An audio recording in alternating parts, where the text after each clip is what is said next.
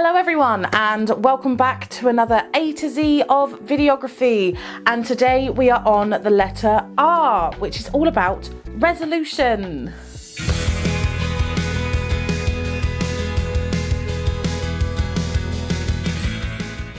Now, resolution is often referred to the amount of pixels that's in an image on a video or a photo. So this tells you how big that image is going to turn out on a screen. Now, often that is recorded either by the vertical or the horizontal axis. Now, in videos, we often do it on the vertical axis. So you might hear someone go 720, or can you put that in 1080p, please, which is to do with the size of pixels. Now, basically that results into the size of an image being recorded. Now, 720 will be smaller than 1080, 4K, 6K, so on and so forth. So there can be many different sizes of resolution.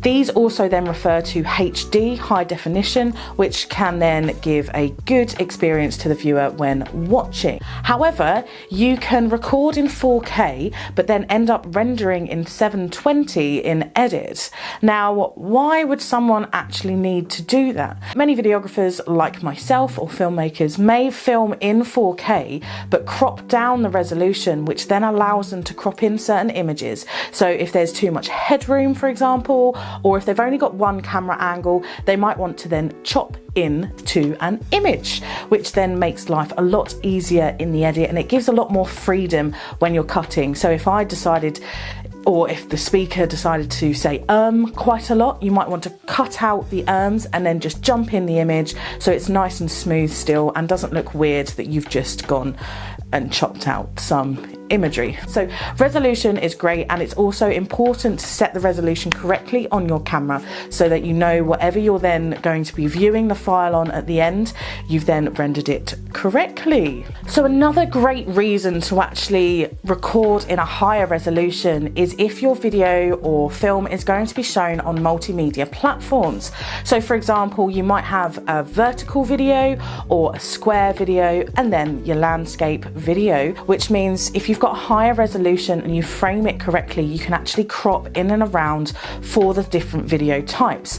This then allows you to be multimedia and go cross platforms, which is really nice, and it's a lot simpler for videographers to then complete different things. So I commonly will shoot in 4K because then I will make the outside a bit wider, and then it allows me to then do portrait shots if they decided actually in the edit they wanted to do a TikTok reel, for example, or they wanted to change it to a LinkedIn profile video, rather than just shooting in the standard landscape format. Of course, you can shoot in 4K with your camera then in portrait mode, but this then restricts you then cropping back to landscape, which is why I like to shoot in landscape quite often and then crop it in the edit as and when I need to change it for different multimedia platforms.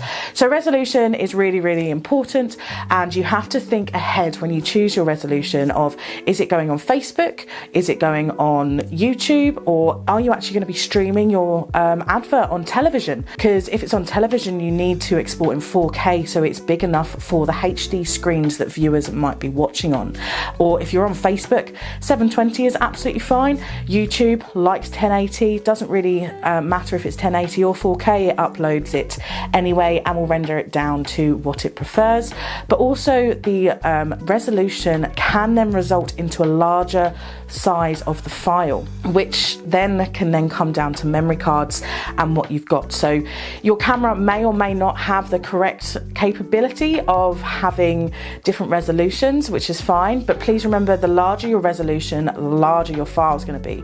It's kind of bog standard realistically. So that is the A to Z of videography this week, and that was resolution, and I'll see you on the next letter.